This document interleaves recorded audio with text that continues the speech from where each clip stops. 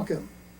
In a few minutes, you will be viewing scenes from Bibb County, Alabama, the place where the Thompson family of Jackson, Mississippi settled in 1863 to begin coal mining. In particular, these scenes and anecdotes focus on Irene Thompson and her children. I apologize for the many floor and ground shots. Visually, the tape is not perfect, but always the dialogue is interesting. There are some important stories that unfortunately I did not capture on tape.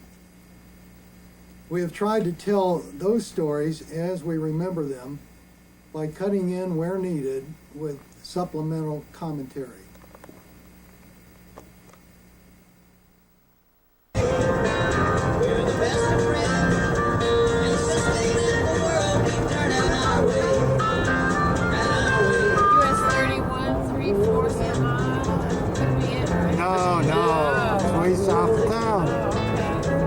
Exit 252. We're at 266 You're doing a great job. Just get us to exit 252.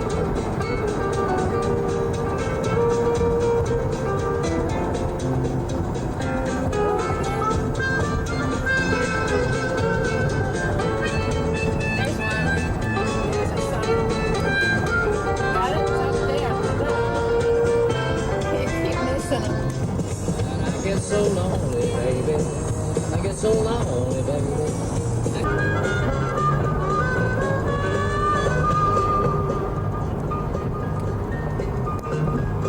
All right. Exit 252 ought to be about 6 more miles, I think.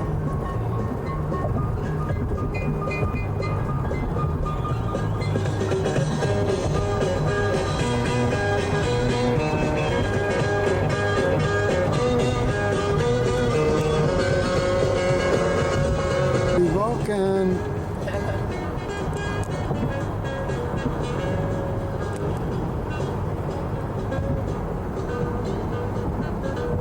Yeah. Looks like the mail count.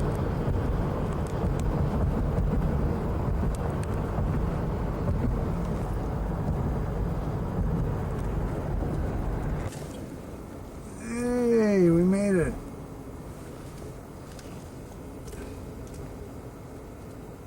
Hey, where you been? Where you been? I've been down to Burlington Coat Factory. You been out shopping already? Okay, gang. See some smiles. Hey, that's what I like about the South. All right. Go Bama. Haha. Get the waterfall.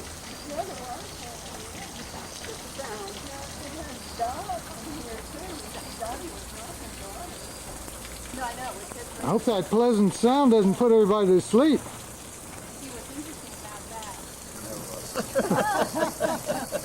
It wasn't really true either. He just doesn't know how to shut it off.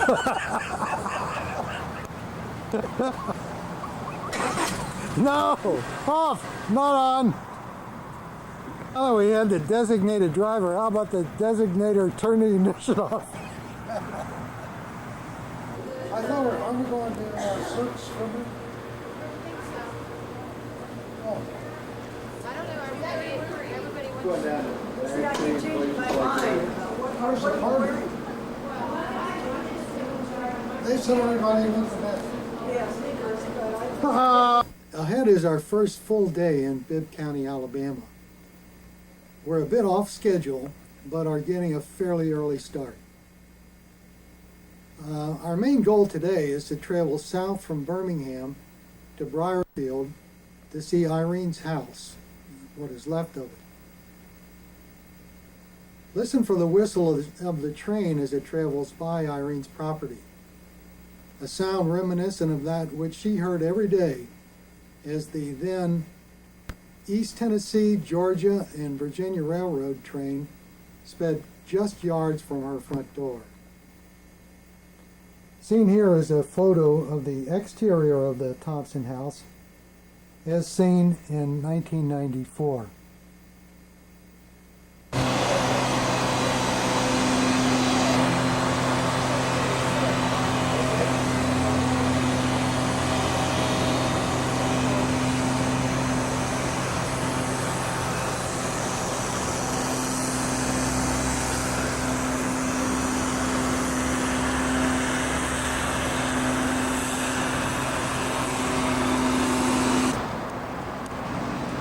Okay, let's get this show on the road.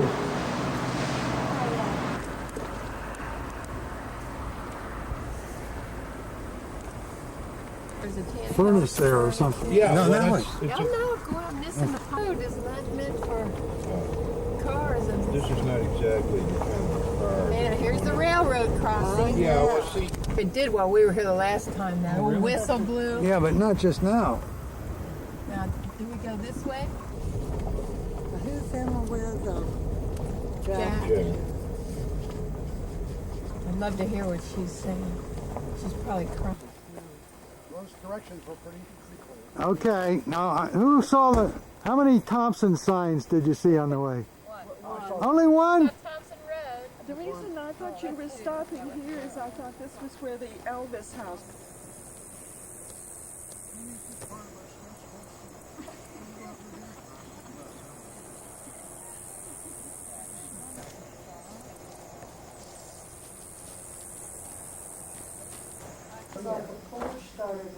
They did. This is the right house. And then there were those big wide steps going down from the porch there, and you could see the railroad. Yeah, gaping hole. Burned in the floor.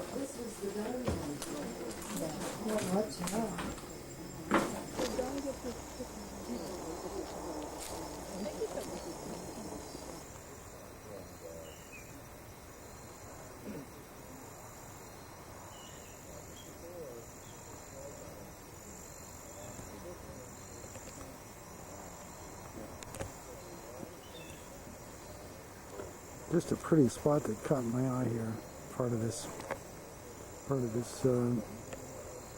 area adjacent to the old Thompson house.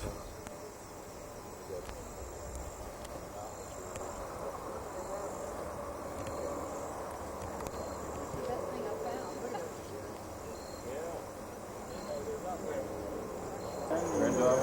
What'd you find? Red dog. Meteorite.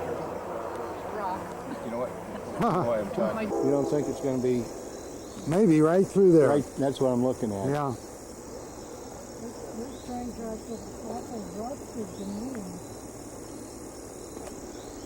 No, those are in use, definitely.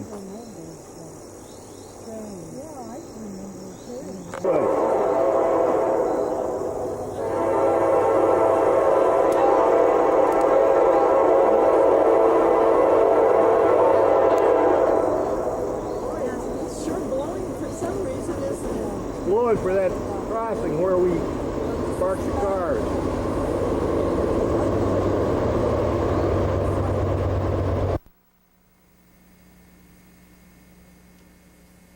Coming up, you'll see Elizabeth Fletcher. She is a member of the Moreland family, one of the first families to settle in Brierfield. And she was a neighbor to Irene. Elizabeth was a little girl when Irene sewed for her mother. She especially remembers Fatchie, who is Aunt Sue, and she also remembers Emma Sue. At the start, you will see Mrs. Fletcher talking. She is telling something about her family, not pertinent to our story. At one point, she will point out and indicate where the old Selma Road was, down next to the creek.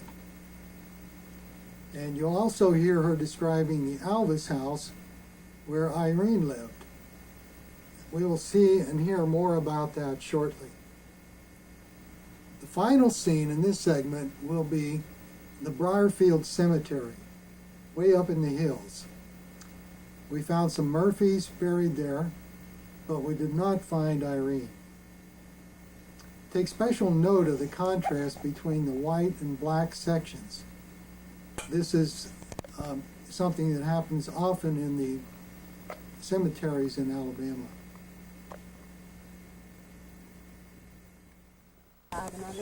Had to go to the hospital, you know, when I get so right. You feeling better today? Yeah.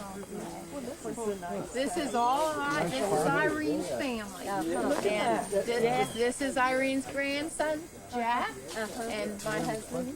And this is Herman. His mother was Lewis is married to Booth. Yeah. That's him. And this is Jerry and her Myrtle's daughter. And Big family. we got an and Jean. It's like my family. When you come, I have 17 of them. They all come at one time. Yeah. And I had a younger brother, and he was contrary as old devil. We He wouldn't never agree wanted to do there, nothing that anybody else wanted to do. You know how that is. Yeah. And we wanted to get it divided up when Mama first died. Oh, no. Let's just leave it like this.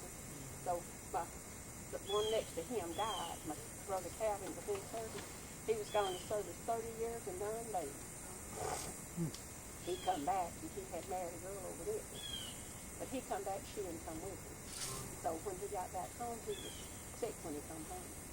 And he went to Birmingham for a doctor and he had cancer, lung cancer. So we wasn't going to even say nothing to her herself there, because she wouldn't come with him when he wanted to come.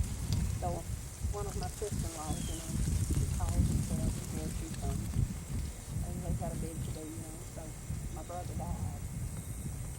And he gave her his part of the estate. Well, she got ready, the week after she was buried, she was ready to go to Italy. She wanted to sell everything she had and get the money and go. So she sold everything he had. And I bought his part of the estate. And then I went straight to Somerville and started to work on it and get it divided up. Because I said the next one that died, there'd be 6 kids there, 7 kids here. You know, just keep it going. Just keep it going. I have a certain appreciation. Well, no, it was down further. Well, you can't hardly see where it was. It was down further next to the creek. And it went on up yonder there too much. But they made a new one up there because they Got the shooting club. yeah. Yeah, but And then it didn't look like it was that far back. It was And then the Coosa River folks sets out pines back in there too. just the road. Let's go plot on that. And does it back up to your property? The only one that I ever knowed of them was a fancy. Yes, I remember her fancy coming over there with Irene all the time, you know. She died when she died. They both weird over there. It didn't have 2 stories at the back. It just had 2 rooms on the back added on after Miss Alvis died. Only 2 stories on the top. I mean in the front. It had 4 rooms upstairs and 4 rooms downstairs. Great big rooms. And a big hall in the middle. That sounds like what Does that look like the front of it? Mother described to me like about her house. Maybe she was just This one, like you can see kind of more. That can't really look like it. What did they use See, those? here's the back part of it, way back here. That's not no 2-story. Oh, okay. What did they use those upstairs rooms for? Well, I never did know she never did let us get up there. Oh, okay. We didn't want to go up there, but she didn't let us. That's probably bedroom. They said it was just a lot of antique furniture. Now I don't know what was up there. Fonzie's little girl here remembers a loom, like a big loom, or That was one of the worst families in Brierfield. Oh. They towed it off just about everything Miss Alvis had. You know, the heat would be gone, so when she just did it. Well, as we were driving out here, Well, that was then in the husband. up here. Right straight over there. Okay. Really, across that creek there. It needs cutting to it again. My oldest, second boy is his son is the caretaker over here. You said they had to take the sign down yesterday because they brought it. Here we are at the Brierfield Cemetery. Looking for Alvis's, Murphy's, Thompson's, Booth's. This is the old black part of the Brierfield Cemetery. Willie, son of H.P. and Florence Stewart, born in 1891 and died in 1907. All overgrown, completely overgrown around here.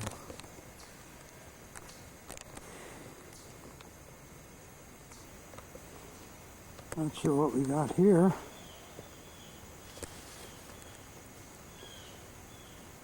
Judd?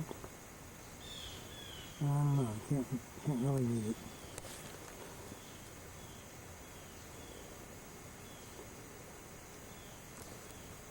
Better shot at this end. This is Lewis James Denson,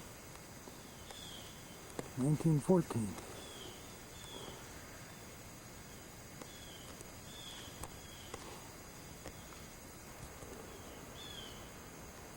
That's an odd burial system, but I guess it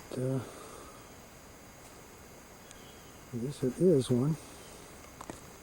Some kind of a pipe, maybe. Walter Moreland, born in 1874, and I think it says 1901 for the date of death. Here's an interesting one. It says, "Gone Home." Harriet, wife of A. Moreland, died April 11th, 1889, I think. Yeah, 1889. Aged 32 years.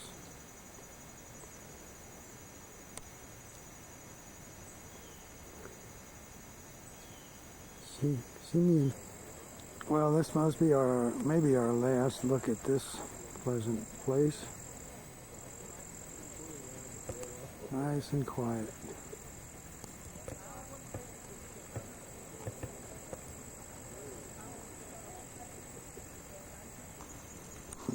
And this is the only Alvis we've been able to find. Nadine Lucas Alvis. Died in 1954. Now there's Mrs. Fletcher leading the procession.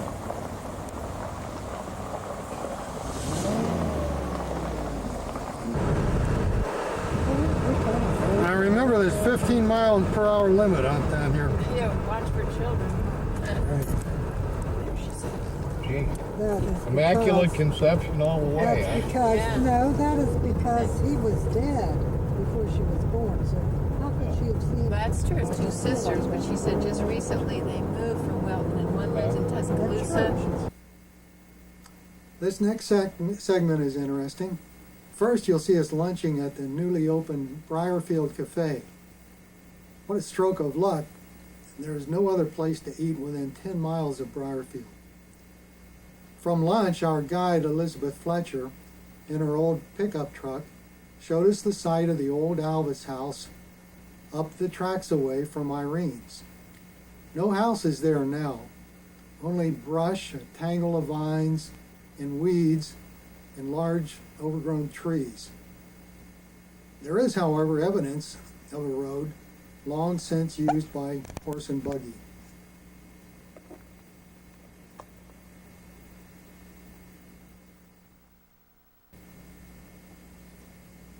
The house as shown here is important to our family because it was here for a number of years that Irene Thompson lived with her family. It was here some of the younger of Irene's children called home, not the other little Thompson house, which is over the hill and down the tracks a mile or so. We estimate that Irene lived on and off in the Alvis house from about 1900 to 1924.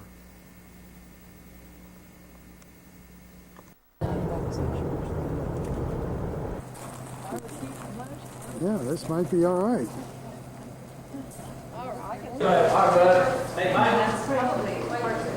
Right, man.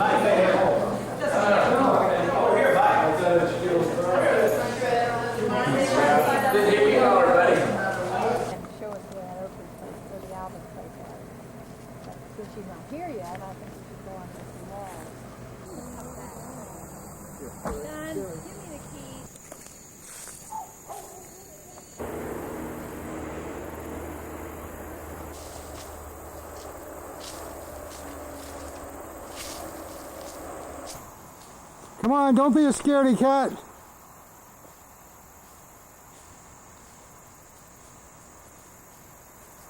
And everything on the census. So the only question, I wanted to see if it was paved all the way back, but I don't think it is. There's a big bug there. Oh, this is really something. This is obviously an old road right behind the old Elvis place. Looking south, down towards the old Thompson place. And again, we see the signs for the Brierfield Hunting Club.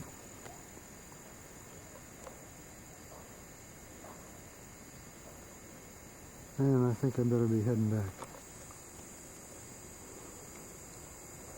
Some kids were playing up here maybe 30 years ago or so.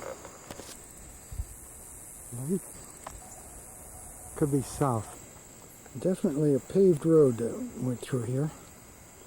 Probably a pretty major road for the time. In the next segment, we will meet Mr. Sterling Wall, an old-timer in these parts.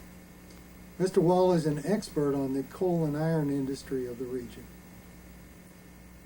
The house you will see, which belongs to Mr. and Mrs. Wall, was formerly the headquarters for the nail factory at the time Irene lived close by. You will see Mrs. Wall, paralyzed and unable to speak, sitting in her wheelchair on the porch.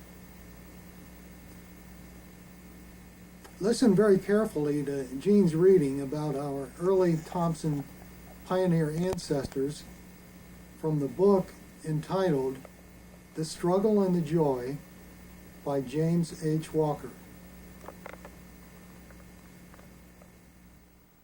What's that now, Annie? Well, the early one. Noah? Was there a Noah Thompson in it? Lewis, The war, though, this would be, L.N. John. Lewis Nelson. Yeah, here's the Lewis, all those right in the very first part here, if you want to look at those. Page 3 there. Okay. That starts out the history of that area, and of course they had come here, from Mississippi and opened up the mines and all. So They were the original. original, and You have a book, history of W.H. Thompson of 6 Mile, early 19th. Bibb County, I've got to Alabama, read- and operated by the Little Cahaba Coal Company. This is the following. W.H. Thompson of 6 Mile, and we're going to be going through 6 Mile today. Bibb County, Alabama, and that's where Eliza lived too. Lived in the early 1850s in Hinds County, Mississippi, and that's where Irene was born, in Jackson, Mississippi. His father's name was N.H. Thompson. He and his brother Lewis, spelled Lewis, were both planters and owned a large number of Negroes.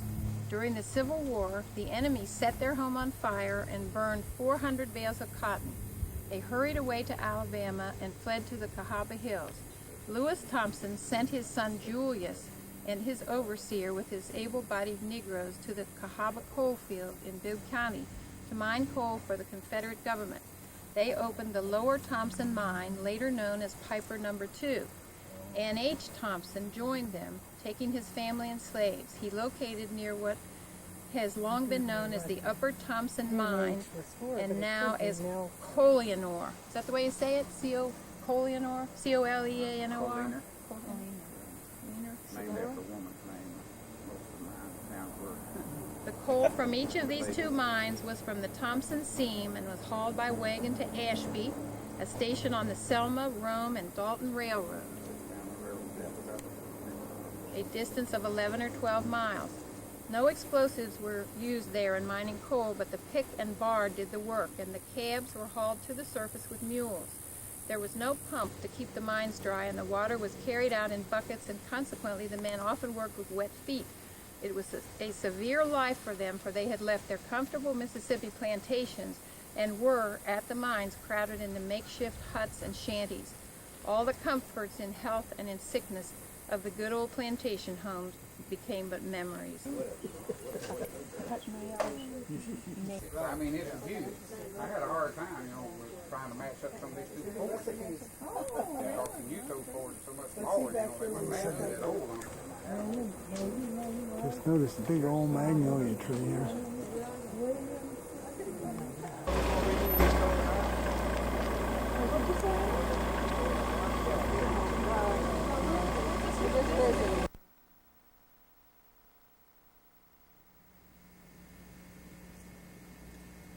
Coming up, we'll see the chief tour guide working overtime to prepare for day number 2 in Bibb County. Jean is speaking with Miss Sarah Head, with whom undoubtedly we had one of our most fascinating meetings. Miss Head, born in 1907, personally knew Irene and her family. We'll hear more about this later.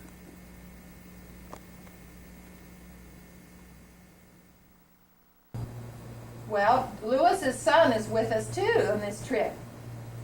So now, is tomorrow out for you? If the next day would be better? Is that? Yeah. I see. Well, what time should I call you tomorrow? What? And then I'll do whatever you say.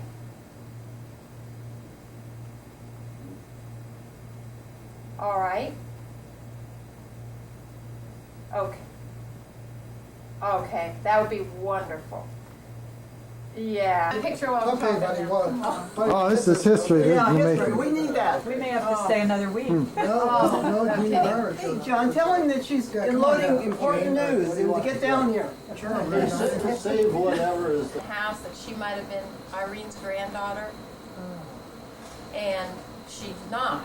But because she lived in the house, and this person lost track of Irene and her children, and so she wanted to tell her, you know, that she had this furniture, you know, and all that. Okay, so she couldn't remember the lady's name, and so she had to find out.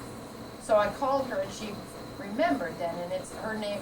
It's Miss Sarah Head, and she's 89 years old, and she sounded real strong. She didn't sound like 89, and she lives between Brierfield and Wilton, so that's, you know, real close to where it is. And she was just about, you know, she said, Aunt Irene. And she said, and she called and said, no, she got real sad.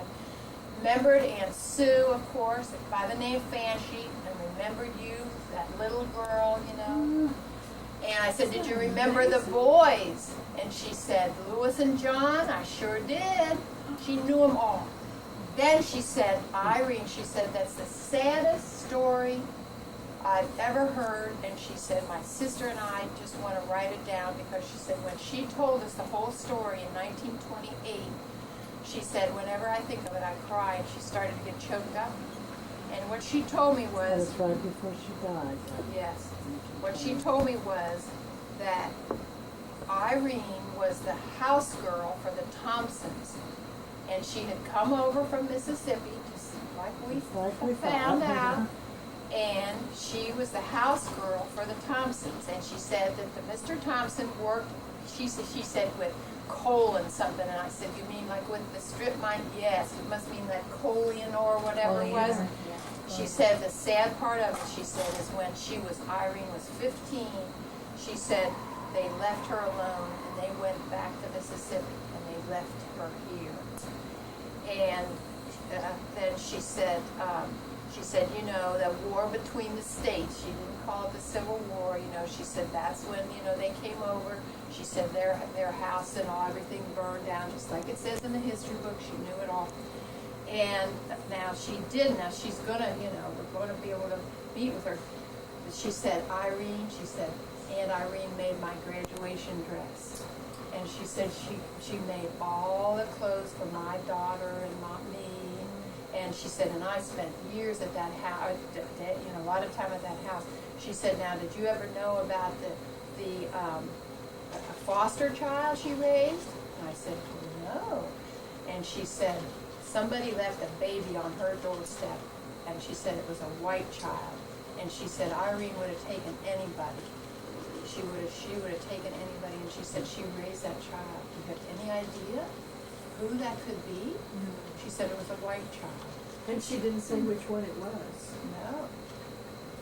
So we'll just have to, and so she You was have no idea two. who that is. No idea who that is, but she's going to tell the rest of the story, and she wants us to come But she said, call her tomorrow at 2 o'clock. She kind of got flustered and upset and all that stuff. She said, I can't talk anymore. So she said, call me about 2 o'clock. She said, I want to see you all.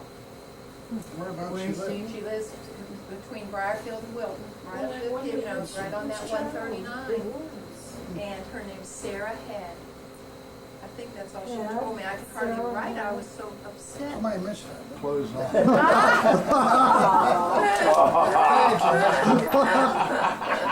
Always snugs. Yeah, I need to start calling him snugs. Well, you really never did get a break, did you? First of all, it became Herman, and then Snooks. I mean, you know. Give me a break. Yeah. Okay. Hey, you. Restaurant down in Florida, and he gets a grilled cheese. Come on. Well, What's on the menu? The closest thing. You guys on the floor there. Small, not jumbo. Yeah, not jumbo.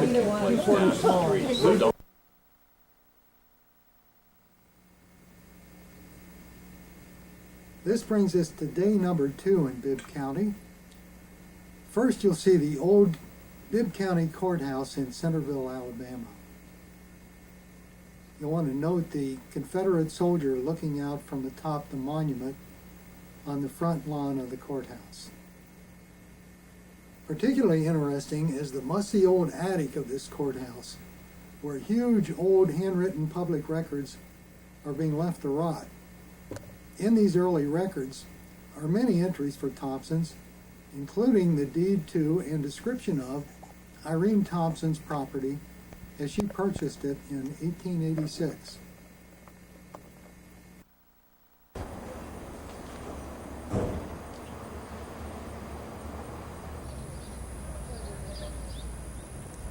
Okay, go on.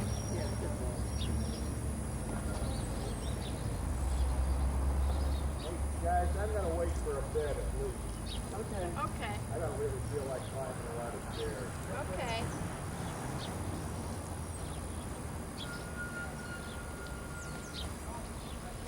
Now turn right there.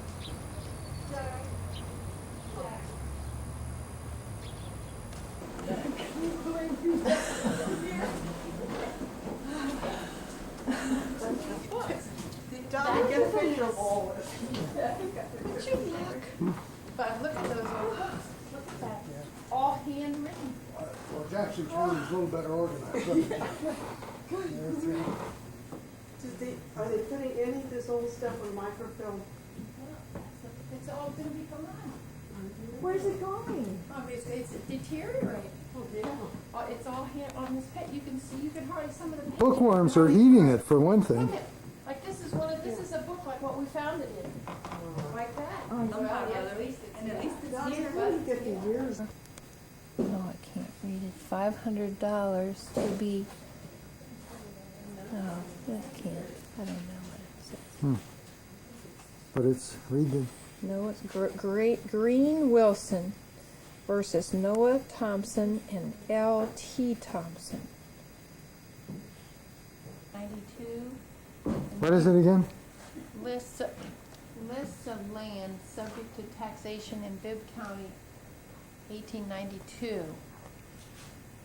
N.H. Thompson, all these N.H. Thompsons all the way down here. And it tells you where it is and the total number of acres.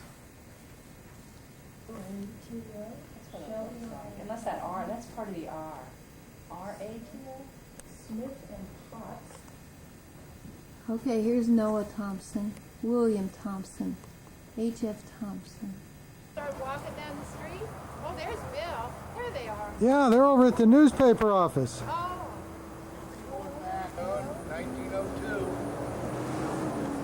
Masonic Lodge inside? No. The organization, not just a social. Well, I think Jack and Joe are over there at Centerville Press, looking at old newspapers. Let's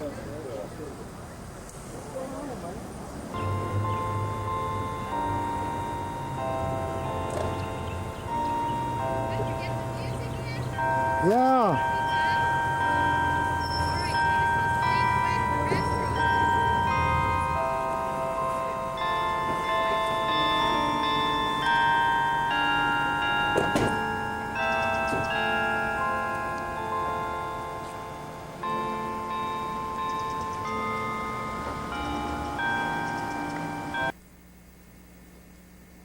Now settle back and relax and prepare yourselves for a long history lesson by Miss Sarah Head. The content of Miss Head's dialogue was so moving that I couldn't concentrate on my camera work and ended up doing some of those inadvertent ground shots. So that you can understand better, I will relate to you briefly one of the stories Sarah Head told that is not totally on camera. Miss Head claims that in 1928, the evening of her graduation from Montevallo College, Irene spent the day and night at her house, sewing clothes, including her graduation dress. And while Irene sewed, she told Sarah Head her whole life story. According to Sarah, a white baby was left on Irene Thompson's doorstep for Irene to raise as her own. This baby was born out of wedlock to one of the Oakley sisters. The name given the baby by Irene was Susan Marie Thompson, and nicknamed Fancy. If this story is true, the year would have been 1897. Well, Irene raised Fancy and loved her as her own. Years later, Fancy, now a young woman, eloped with Huey Murphy, a white man. This caused such a stir, to put it mildly, because the townspeople only knew Fancy as one of Irene's children, all of whom were considered mulatto. There was talk of a lynching by the Klan, so Irene enlisted the aid of Sarah Head's father, Oliver Pickens Head. He went to Sheriff James G. Oakley and told him that this girl Fancy was white, being the daughter of one of Oakley's own sisters. Sheriff Oakley was able to avert the lynching and to assure Irene's safety.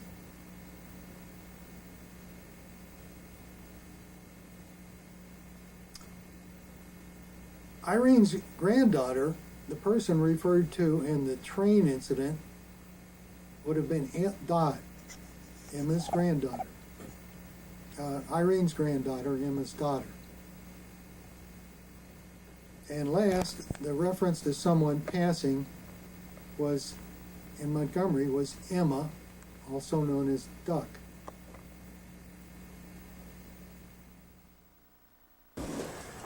I was taken by my mother and my sisters. The middle sister was 10 years older than I, and the older sister, who kept up with Aunt Irene's family as long as she was in this area. And I, with my mama, went in the buggy from our farm, this is part of it, and the other part's on the other side, down to Aunt Irene's, a big old house. And Aunt Irene wore little gold-rimmed glasses, what we call granny glasses now. She had the blackest, most penetrating eyes I believe I ever saw. She wore her hair that was not straight, but very pretty, but very, you know, like this, and two little balls, and I called them biscuit.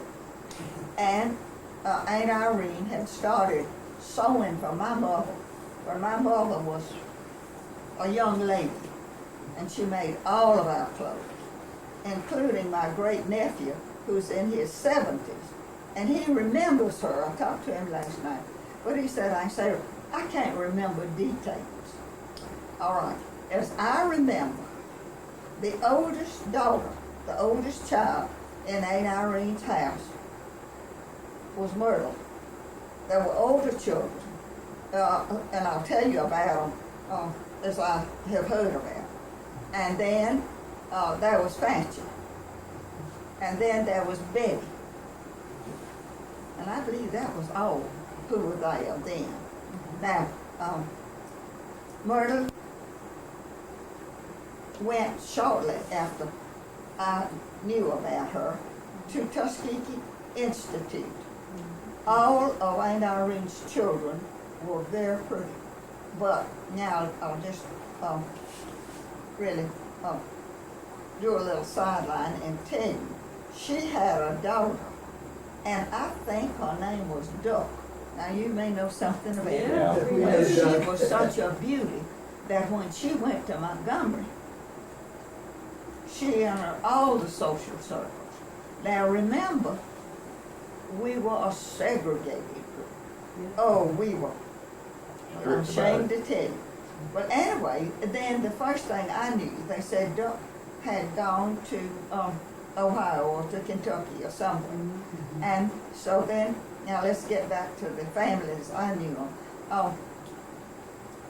It wasn't too long. Myrtle was a beautiful seamstress. Aunt Irene was a beautiful seamstress. And so Betty was learning. Betty must have been just a little older than I was. Now maybe she was older, I don't know. But I sort of related to her because she was about my vintage. And so the first thing I knew, Aunt Irene said that, was getting ready to go to Tuskegee Institute. Now that is an outstanding black school in the South. Now remember, I had grown up, was a little black girl, so, you know, harder to me, but anyway, that's the way it was, and you sort of accepted it as a child. And then, but Aunt Irene said, well, and teach black children. Aunt Irene didn't like black people at all. And they came in her back door and said, just like the black people came in. I'm still ashamed of that too.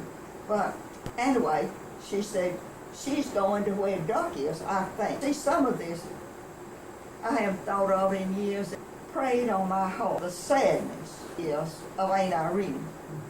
Still like it was. Actually, had run away, worked on the one section, they called it. Well, oh, you never heard ripping and a roaring. And Aunt Irene came, because he was white. And Aunt Irene came to my daddy and to my oldest sister's husband, Francis Cleveland, who kept up. Some of you through the green, I never shall forget, Mr. Osmond.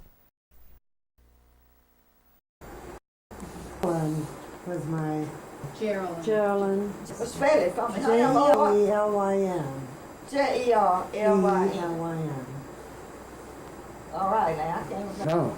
Well, Betty doesn't have any children. Oh, and she's gone too. Yes. Not She all was of my this second mother, gone. because she came to live with my mother and I Did she really? after my And, daddy died. and what was your father's name? Huey Murphy. Yeah.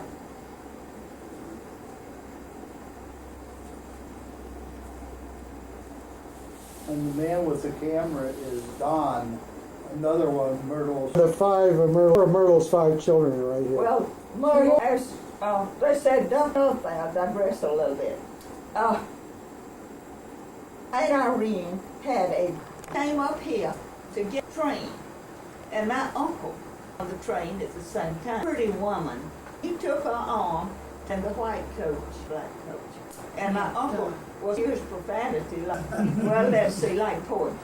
He said, Accomplished, very accomplished. made me so dumb. But that Irene stayed on there. And so, and when in 19, all my clothes, we didn't know anything about a department store. We knew about Sears Roebuck, those. But I remember she made me a coat. And I said, Ain't Irene, I want you. She said, well, baby, what if it? 28, when I was all female at this University of Mount Alabama. She came up and spent the night and the day with us and sewed my graduation clothes, knowing I was going away to teach and I had to have some decent clothes. And so she asked my mother if, since I was going out into the world, she said, will you let me talk to the baby, that's what she always called me, about my life? And Mama said, well, sure, Aunt Irene, anything you want to tell me.